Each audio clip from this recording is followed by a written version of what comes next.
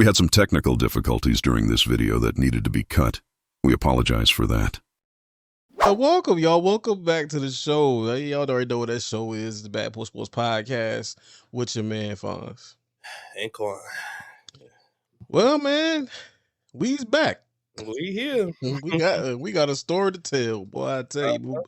But before we get into that story to tell, we want to thank y'all for joining the show.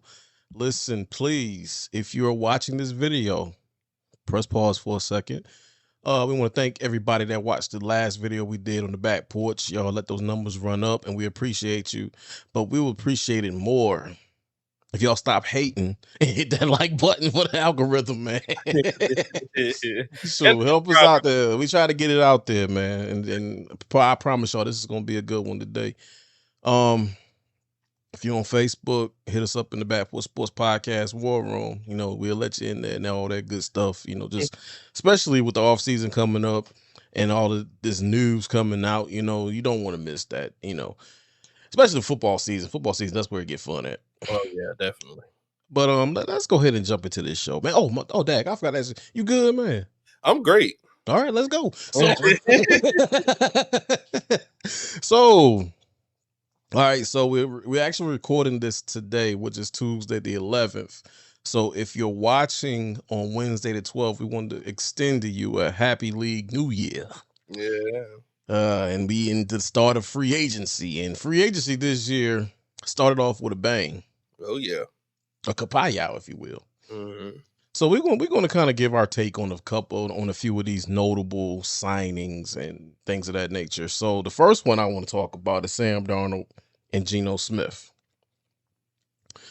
Now, Sam Darnold is a Seahawk now, but as of the 12th, he'll be a Seahawk, and Geno Smith went back to his boy Pete Carroll.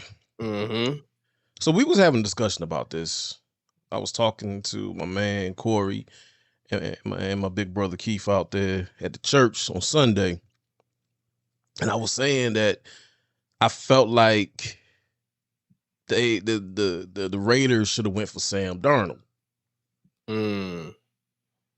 Simply because he threw a ton of picks in the playoff game, but I mean, who was really believing in the Vikings anyway outside of the Twin Cities? I felt like if Sam Darnold was going to go somewhere, I would have loved to have seen him with Pete Carroll. Everybody knows how Pete Carroll operates. He's a run first defensive guy. But nevertheless, Sam Darnold to the Seahawks. Good gosh. And Geno Smith to the Raiders. Yes, Geno Smith is a comeback player of the year. But I look at Geno Smith a little differently. I look at Geno Smith from the time he was with the Jets till now. Mm-hmm. Don't get me wrong. When he was in college, he was highly touted. He was that guy. He was projected to go. I forget what position he had in the draft, but nevertheless, I don't know about that one. I think it'd be okay with him with the Raiders. I actually think it's a smidge of an upgrade going from Seattle to. First and foremost, you dodged that division. You dodged the 49ers. I mean, which they not really. They're rebuilding right now. You know, you dodged the 3-horse race with the Rams, 49ers, and the Seahawks if he was there. So let's start there. I think that's great. But now you get to go to a division who has not seen a lot of success. The only team in that division who's seen the most success is, we all know, is Kansas City. And I think a lot of things are going to change. We kind of discussed it not too much off camera. But I like him with them because he has somewhat of a decent squad, more than he had in Seattle. That's facts. I mean, Bowers, the tight end, I think he's a monster, man. He's he'll probably be a walking Hall of Fame once he retires, if he continues to go the way that he's going. Yeah. And then he's with a familiar coach. I mean, I don't think it's nothing more important. This game is about chemistry. most of all. Mhm. And you get to play with Pete. He has Max Crosby on the other end, beast at a pass rusher. It was definitely some holes there that needs to be filled, of course. Because the Raiders ain't really been the Raiders since you know 2002. especially since the John Gruden thing happened. That went downhill. When the Pittsburgh Steelers, during that time when the Steelers got rid of AB and AB went to the Raiders, and then slowly the Raiders just deteriorated. It seemed See, like, I thought you was talking about John Gruden the first time he was oh out there. well, I think that's when they traded John Gruden to the right. Tampa Bay Buccaneers. But go ahead. I'm sorry. Well, I mean, I'm.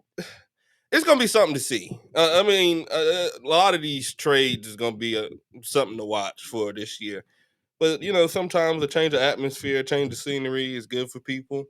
I think the Raiders upgrade at quarterback from Minshew, even Yeah. though he had his splurts here and there. I'm gonna upgrade over Minshew Yeah. and Aiden O'Connell. I could do better than that, bro. Now, But they come on. finished 14 and I mean 14. Shoot, 4 and you be a Pro Bowl out there. 30. But I don't know, man. This is something that I really got to sit back and watch because Geno in Seattle, he didn't come right off and started swinging when he got in Seattle. And I'm going to look it up real quick, but I really don't think that he just came out swinging when he first got to Seattle, his very first year. As time went on, he got used to the system. He improved, and like Fon said, he was the most improved or the comeback player of the year. Or whatever. But yeah, his let's see. His first season well, he had an injury. He only played one game, 2020. Mhm. His first full season in Seattle, and that was after being there 2 years prior to that. So his third year in Seattle is when he really started cranking it up. He threw over 4,000 yards, 30 touchdowns, and only 11 interceptions. So I mean, Monster year. By his standards, that's a monster year. goddamn, that's horrific. Um, but yeah, be something to see, man. I'm excited Yeah. to see what they do with him. And as far as who else were we talking about? Sam Sam Darnold. Darnold. Well, I feel like it's an upgrade. I feel like it's a downgrade to him because Sam Darnold played his worst few games this past season towards the end. He played his worst game on tape that he did all year. And he does not have a Justin Jefferson. He does not have a decent rookie wide receiver in Jordan Addison. Um, he just don't have those pieces that was making him look like, oh man, maybe Sam Darnold is good. Now, don't get me wrong. Don't get me wrong. Sam Darnold had a decent. It was more than decent. Sam Darnold had a great year last year. He did. He Yeah, did. But I'm concerned with him, especially being in that division. Why I see the Rams being highly successful in that division this coming up year. I don't think we'll be able to. I don't think we'll see that same Sam Darnold. Now I know he's learned a lot. He's probably developed a lot, but at the same time, those pieces that he had with him in Minnesota made him look even 10 times better than what he was when he was with the New York Jets. Because everybody was calling him a bust with the New York Jets and the Carolina Panthers, and then he went to the Vikings and turned it around. But I really think Justin Jefferson is the best receiver in the league. With at least one of the top five. I give him top two. I got to give Jamar Chase that. I mean, the man just wanted the triple crown, man. Hey, I can't I argue. got to give Jamar Chase his love, bro. I hate him as a Bengal, Even, and I hope they can't pay him, but I got to give the man his credit. yeah, even in that sense, when you got a top receiver and your defense is playing decent, but you're able to score a lot of points, you're gonna have some success. And I don't think we'll see that with him in Seattle. I don't think it's gonna Well, be good of for course, of course, you're not going to see that because think about coaching. Their head coach is a defensive-minded coach, him. and Mike McDonald. He is a defensive guy. I think Sam Darnold. I got to see how that system works because the thing about the Vikings, I got to put an asterisk beside the Vikings because every year they will win between 11 and 13 games and do absolutely nothing. Mm. They are the NFC's overachievers. I believe if they was in the AFC, they probably would have went to the Super Bowl by now.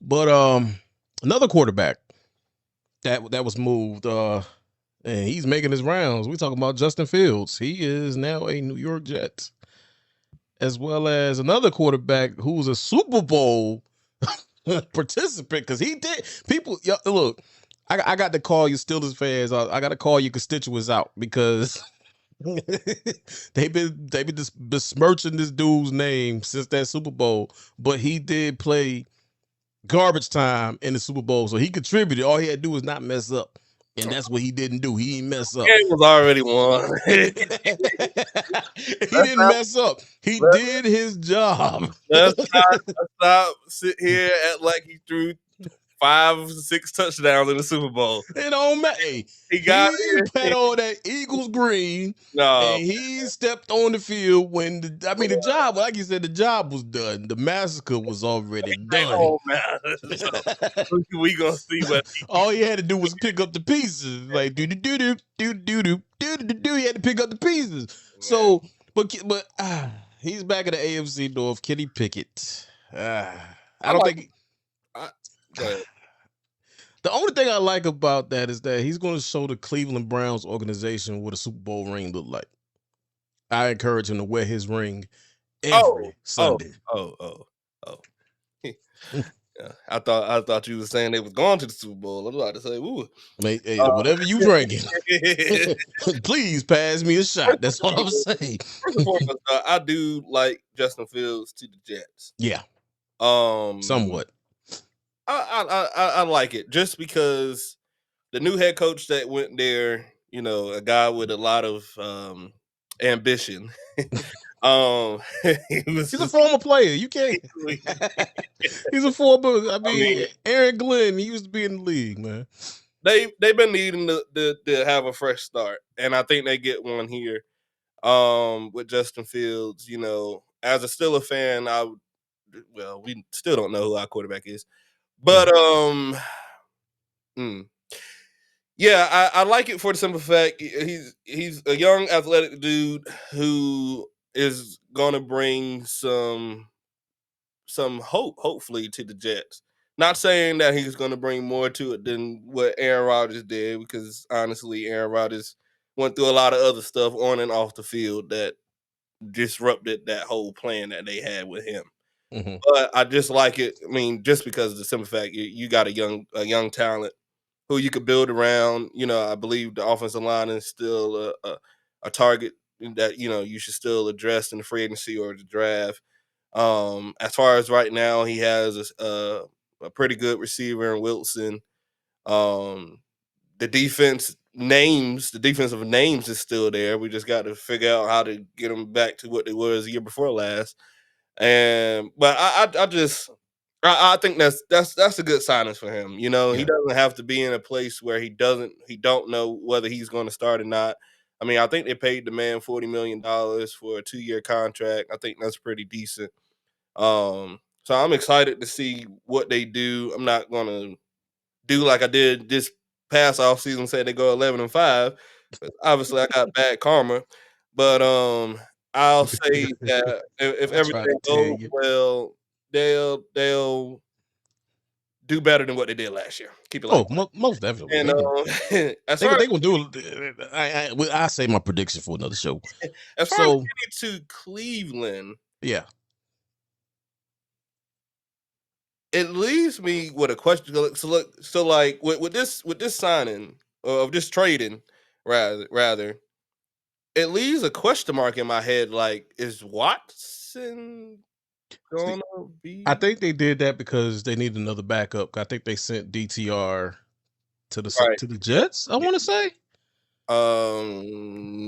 They traded him. They traded him to somebody. Yeah, but I get your drift. Yeah, but I don't know. I guess Kenny Pickett is a notable good backup quarterback, I guess. Hey, Kenny Pickett with Kenny Pickett sitting on the bench, you go to the Super Bowl. I'm just saying. I don't really know, man, but really that Justin Fields to the Jets is going to be something to see because they actually get to start fresh with Yeah.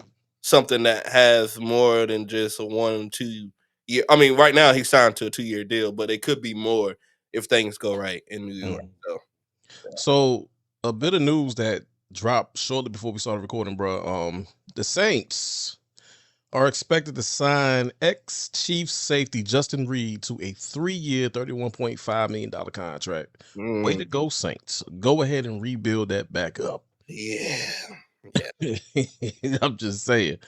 And then earlier today, Daniel Jones, Mm, he signed with the Indianapolis Colts. I like that for him. I do too.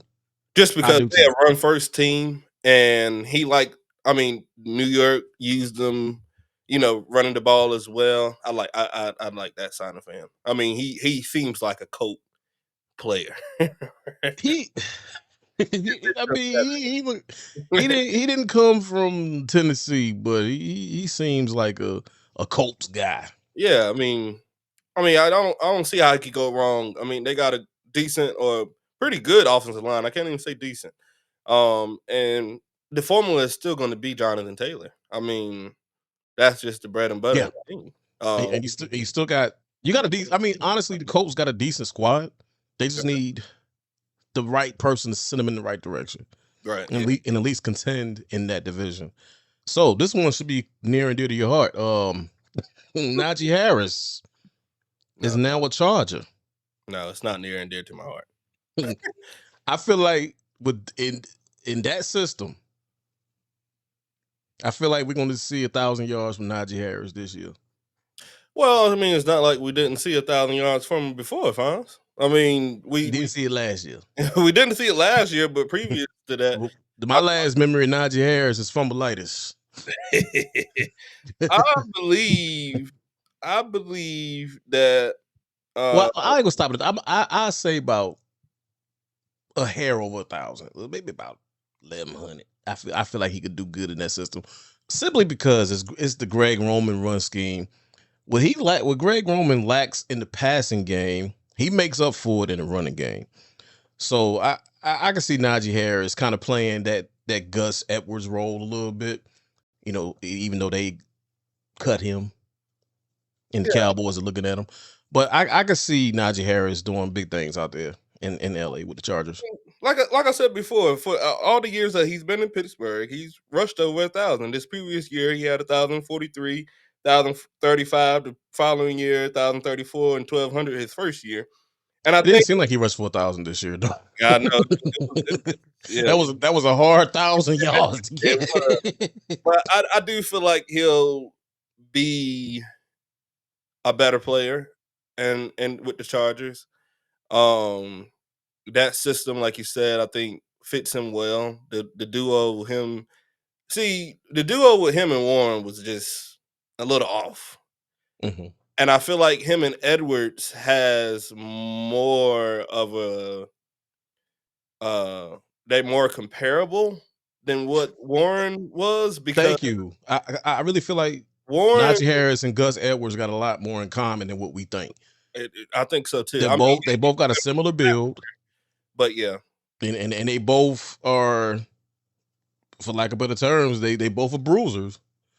So I just think, and especially with Jim Harbaugh being over there and the things that he has done in a year's time, I just think, and he likes running the ball. So yeah, a uh, lot. I think I definitely think he'll be a better player, and it's a great fit for them. I'm really not butthurt about it because I'm a Jalen Warren fan. I'm just gonna be honest. I really rock with bruh. Just because he brought. It seemed like he was bringing more to the game. And of course, we used him in the past game in Pittsburgh, but when he ran the ball, man, it just seems like nobody could tackle him. Najee, he just seemed like he was just eating Thanksgiving plates on every game and just couldn't run. I feel like Pittsburgh was using Najee the wrong way. Because every time I turned around, he getting a halfback toss. I'm like, no, give him the rock and let him hit the hole. Pause. Yeah, And I don't know, but I mean, he got his money. Yeah, he did. It's gonna be a good. It's gonna be. I think that's a great signing for them. Yeah. So let's talk about the Commanders for a minute. So the Commanders been real busy. Yeah. I want to say the last week before last, they acquired Deebo Samuel. So I'm gonna stop right there. I ain't like that one. I do. I don't like that one for the simple fact Deebo Samuel. Don't get me wrong. He's nice like that, but your best ability is availability. Mm-hmm. And you got to be out there on the field, man. But hopefully it changes scenery. You know, the Commanders was just in the NFC Championship game, and they know what they was lacking to get over that hump. And also yesterday, they made a trade. Oh, go ahead. You go ahead. And yesterday, the Commanders made a trade to kind of bolster up their offensive line. They acquired Laramie Tunsil, left tackle, from the Texans. What is? I said, look, I told y'all before. Washington gonna have something to say. They gonna have something to say. I'm trying to tell you. I got a comment on the Deebo and the signing of Deebo, the trade for Deebo, whatever it was. For one, I like him with the Commanders, and here's why. The reason why I like him over there with the Commanders is because, unlike the 49ers, yes, they named Brandon Ayuk their number one receiver, but he did not show up as a number one receiver. He did not. And they needed Deebo to be their number one receiver. And the difference is, in Washington, they don't need him to be a number one receiver. That is true. They still got Scary Terry. That's tough. Scary Terry gonna do what he gonna do. I mean, it's a guy that has an ability to route run and take the top off the defense. And Deebo is going to be that piece that they're going to use. Now, don't forget, now he can play running back and he can play receiver. But I really see him being used in the slot. That is fact. Much more. And he's a guy that can take a slant to the house. And as long as he stay healthy, like we already addressed, his availability is. I love that. I love that doggone signing. That was, I mean, like you said, you don't need Deebo to be a number one receiver. You need him to be available to you in the slot, or use him in different ways with screens or anything of that. I mean, I really feel like, and then, I mean, nothing has really changed with the Commanders roster. Right. I mean, they'll still have Austin Eckler. They just acquired a new offensive lineman, so the offensive line could potentially be better. My only concern with the Commanders is, most quarterbacks who have a great rookie season has a hard sophomore year. But we shall see. Jaden Daniels might be the one to break that curse, but a lot of guys struggle that second year because people got tape on you now. They know how you play. They know what your tendencies are. But that's neither here nor there. That's not what we're talking about today.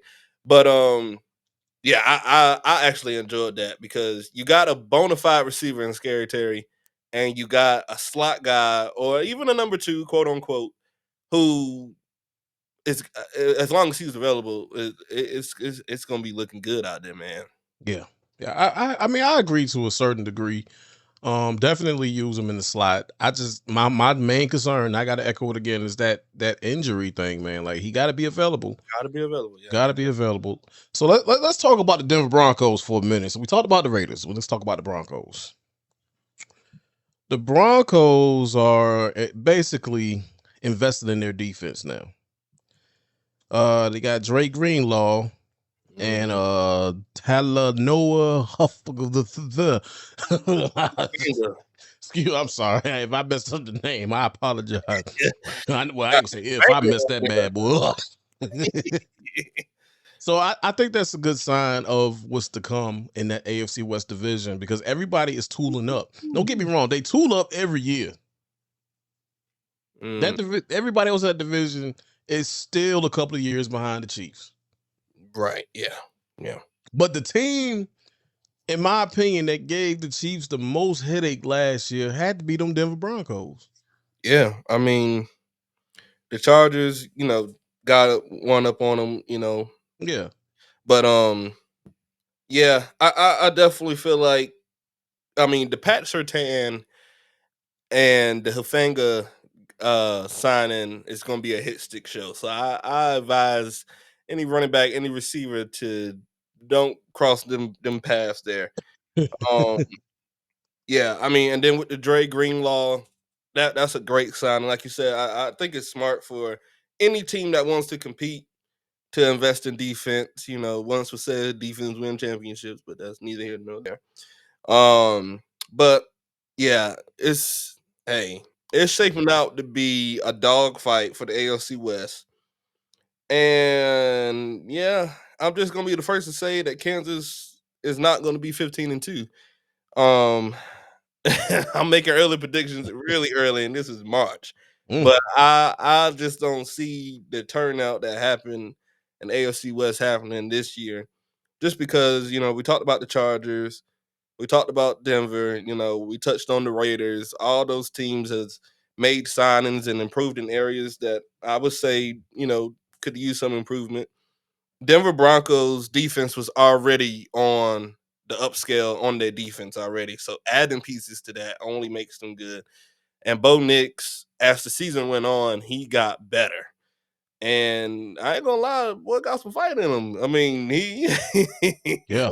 he one of them bull throwing type of country boys down there in, that do some like bonfires and stuff. Yes, Uh, he was jumping daggone creeks in the doggone Dodge Challenger back in the day. yeah, so I'm just saying, Bo Nix, man. Look, I don't know, man.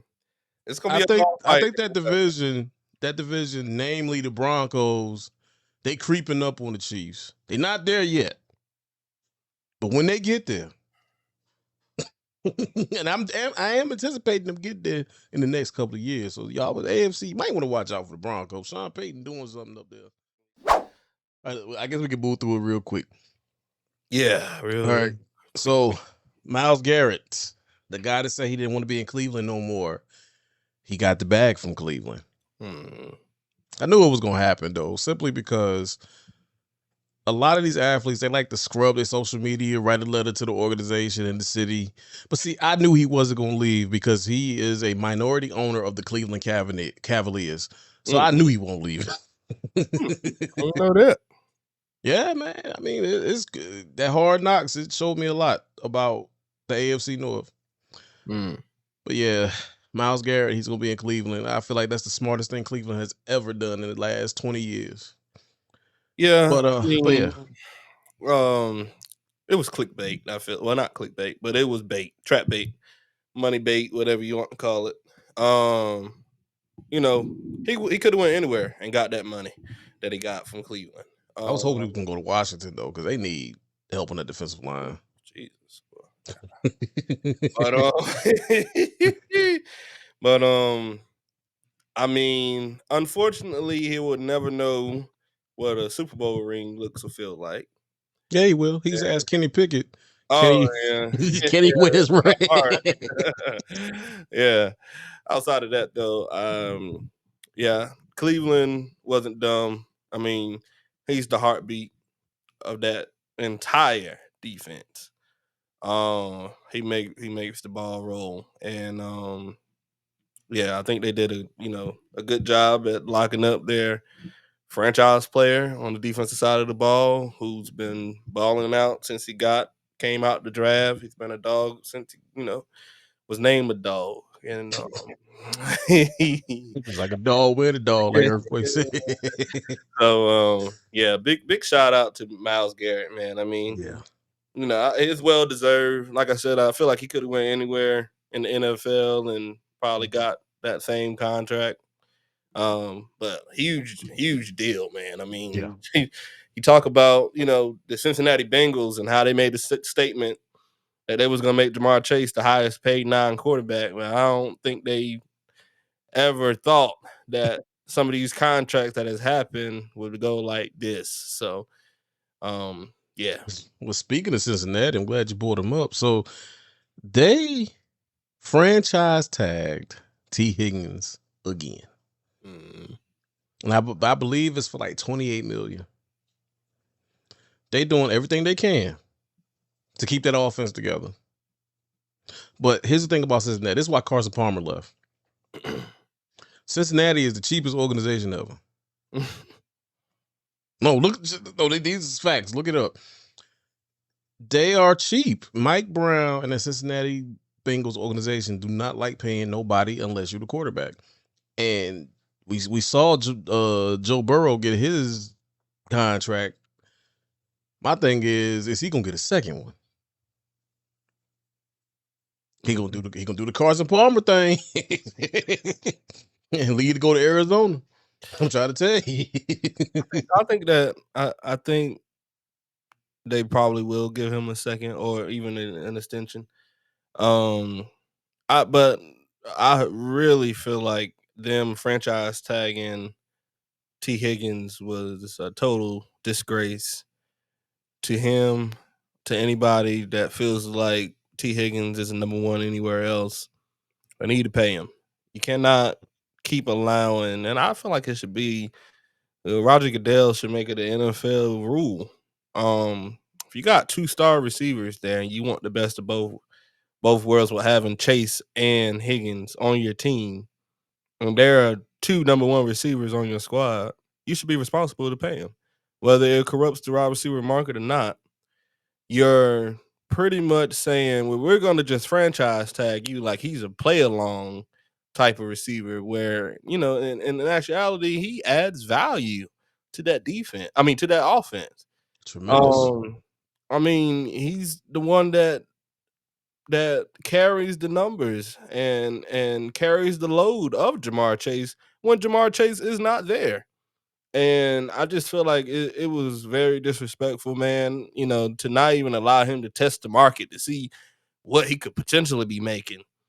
Yeah, I mean, obviously everybody knows that they're gonna have to pay Chase, and it's not gonna be a cheap penny. It's gonna be a pretty big contract. If you'd allow the man to get a triple crown, to lead the league in touchdowns and yards and all that stuff. So they're gonna definitely pay Chase a ton of money. But if you're gonna do that, then you're obviously confident enough to live with the fact that you may not need to, or you can't afford T. Higgins there. So I mean, nobody wants to let something like that walk because you know what they bring. You know that they're dangerous together.